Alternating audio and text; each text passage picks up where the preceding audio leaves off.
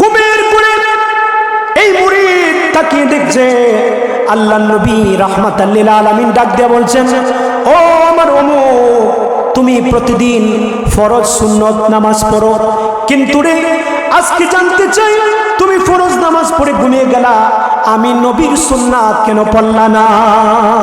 সুবহানাল্লাহ বলে, তুমি প্রতিদিন আমি নবীর সুন্নাত গুলো পড়ো, আজকে কেন তুমি আমি নবীর সুন্নাত ছেড়ে দিলা?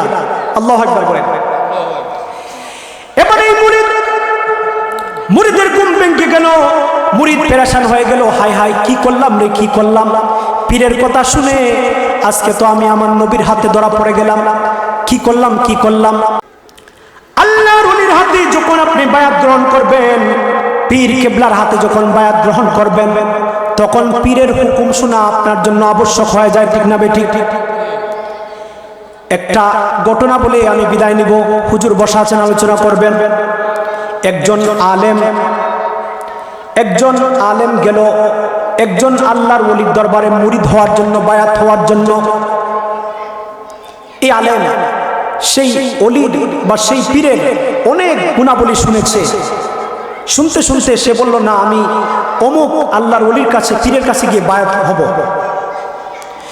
গভীর মনোযোগ, ওই লোকটা, আলেম লোকটা চলে গেল আল্লাহর ওলির দরবারে বায়াত হওয়ার জন্য। আল্লাহর ওলির দরবারে বায়াত হওয়ার জন্য চলে গেল। আল্লাহর ওলি ডাক দিয়ে বললেন, বাবাজি আমি আপনাকে মুরিদ করতে পারবো, বায়াত করব, তবে একটা শর্তে বায়াত করব। কয়টা শর্তে? একটা শর্তে বায়াত করব। কি শর্ত? কি শর্ত? আল্লাহর ওলি ডাক দিয়া বললেন, আজকে তুমি এশার নামাজ পড়তে পারবা না। এশার নামাজ কি করতে পারবা না? পড়তে পারবা না। পীর সাহেব ডাক দিয়ে বললেন, যদি আজকে তুমি এশার নামাজ না পড়ার অঙ্গীকার করো, তাহলেই আমি তোমাকে মুরিদ করব। পড়েন না আল্লাহু আকবার। বাবাজিরা, পীর ওলির দরবারে গেলেন নামাজ পড়ার কথা বলে, কিন্তু তিনি কেমন পীর, নামাজ না পড়ার জন্য বললেন আল্লাহু আকবার। বলেন না, এখানে আল্লাহর ওলির কেরামত খেলা হবে, ঠিক না বেঠিক? এই লোকটা মনে মনে চিন্তা করতে লাগলো, হাই হাই, আমি তো জীবনে কোনোদিন নামাজ ছাড়ি নাই, আজকে এমন আল্লাহর ওলির দরবারে আসলাম, কি করব কি করব? আচ্ছা কথা দিয়ে দেই, কিন্তু বাড়িতে যদি নামাজ পড়া ঘুমাই, আল্লাহর ওলি তো আর দেখবে না। পড়েন না আল্লাহু আকবার। আমার বাড়ি কই, আর এই আল্লাহর ওলির বাড়ি কই?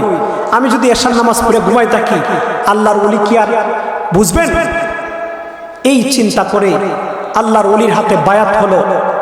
আবার বলে দিলেন, এশারের নামাজ কিন্তু আজকে পড়া যাবে না। এই লোকটা চলে গেল। বাড়িতে গিয়ে সে ভাবছে, কিরে এশার নামাজ কি পড়বো না ছাড়বো? পীরের হাতে তো কথা দিয়ে আসছি, এখন নামাজ কি পড়বো না ছাড়বো? এই চিন্তা করতে করতে করতে করতে সেই আল্লাহর ওলি, সেই লোকটা চিন্তা করতে করতে সে একটা সিদ্ধান্ত নিল যে না, অন্তত ফরজ নামাজটা পড়া ঘুমাই থাকি। করেন না আল্লাহু আকবার। ফরজ নামাজটা পড়া ঘুমাই থাকি, অন্যদিন তো সুন্নত পড়ি, নফল পড়ি, আজকে শুধু ফরজটা পড়া ঘুমাই থাকি। করেন না আল্লাহু আকবার। এই লোকটা সিদ্ধান্ত নিল, ফরজ পড়ে ঘুমিয়ে যাব, সুন্নাত নফলগুলো পড়ব না। যেই সিদ্ধান্ত সেই কাজ, ফরজ নামাজটা পড়ে সে ঘুমিয়ে গেল। পড়েন না সুবহানাল্লাহ। ঘুমের পরে এই মুরিদ তাকিয়ে দেখছে আল্লাহর নবী রাহমাতাল লিল আলামিন ডাক দিয়ে বলছেন, ও আমার অমুক, তুমি প্রতিদিন ফরজ সুন্নত নামাজ পড়ো, কিন্তু রে আজকে জানতে চাই তুমি ফরজ নামাজ পড়ে ঘুমিয়ে গেলা, আমি নবীর সুন্নাত কেন পড়লা না? সুবহানাল্লাহ বলে, তুমি প্রতিদিন আমি নবীর সুন্নাত গুলো পড়ো, আজকে কেন তুমি আমি নবীর সুন্নাত ছেড়ে দিলা? আল্লাহু আকবার বলে। এবারে এই মুরিদের ঘুম ভেঙে গেল, মুরিদ পেরেশান হয়ে গেল, হাই হাই কি করলাম রে, কি করলাম? পীরের কথা শুনে আজকে তো আমি আমার নবীর হাতে ধরা পড়ে গেলাম, কি করলাম কি করলাম?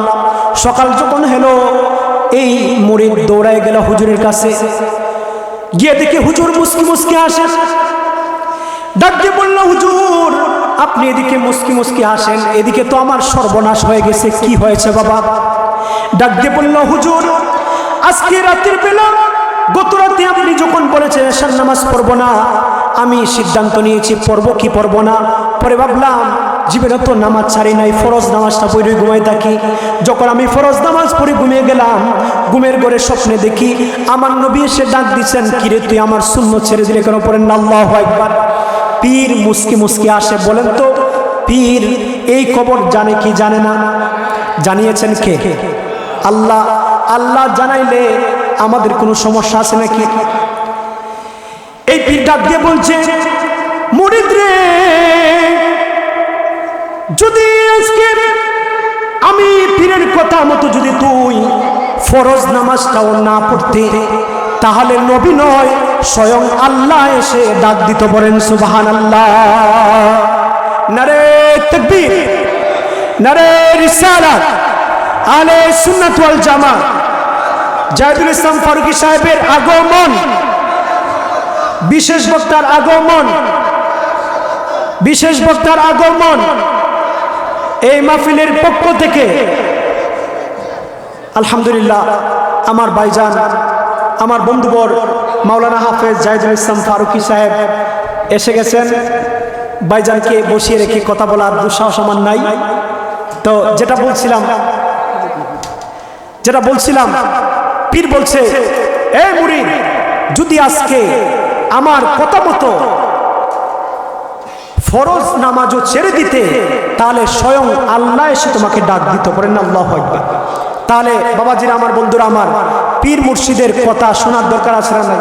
কথা মানার দরকার আছে না নাই? আল্লাহ পাক রব্বুল আলামিন যেন আমাদেরকে আল্লাহর ওলির নকশে কদমে চলার তৌফিক দান করেন।